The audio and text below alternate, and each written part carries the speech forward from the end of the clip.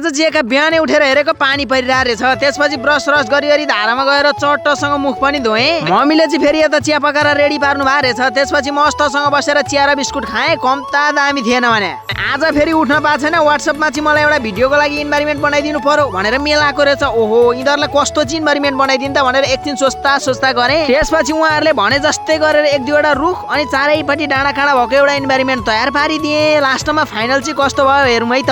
त्यसपछि चट्टसँग मैले चाहिँ फाइनली यस्तो इन्भाइरोमेन्ट बनाइदिएँ। कस्तो लाग्यो त कमेन्टमा भन्नु होला। 1 पनि बजिसक्छ। बाहिर निक्लेर हेरेको त अझै पो पानी परिरहेको रहेछ। त्यसपछि म चाहिँ लागेँ बसन्तीको गोठतिर। धेरै बाथो बसन्तीको गोठतिर नआएको। त्यसपछि बसन्तीको गोठमा गएर के छ त बसन्ती भनेर यसो हात दिन मात्र के खोजेको थिएँ। बाबा हो बसन्तीले तानेर झन्डै मारिनन् भने। त्यसपछि लु यहाँ बस्नुहुन्न भनेर लागे घरतिर। त्यसपछि रामे के गर्दैछ भनेर यसो रामुको घर गएको। बाबा केटाहरू त बदाम खाँदै यता अमित भाइको भिडियो युट्युबमा हेरेर बसिरहेको रहेछ। त्यसपछि म पनि एकछिन बदाम खाँदै उनीहरूसँगै भिडियो हेरेँ। भिडियो हेरी चट्टसँग घरमा आएँ। घरमा आइवरी मरम भएर चाहिँ बारीमा गएर बाख्रालाई घाँस काटेर ल्याइयो अनि ल्याएर चट्टसँग बाख्रालाई घाँस जुनाइदिउँ। भिडियोलाई लाइक गरेर च्यानललाई सब्सक्राइब गर्नु होला। आजलाई यति एन्ड बाई बाई।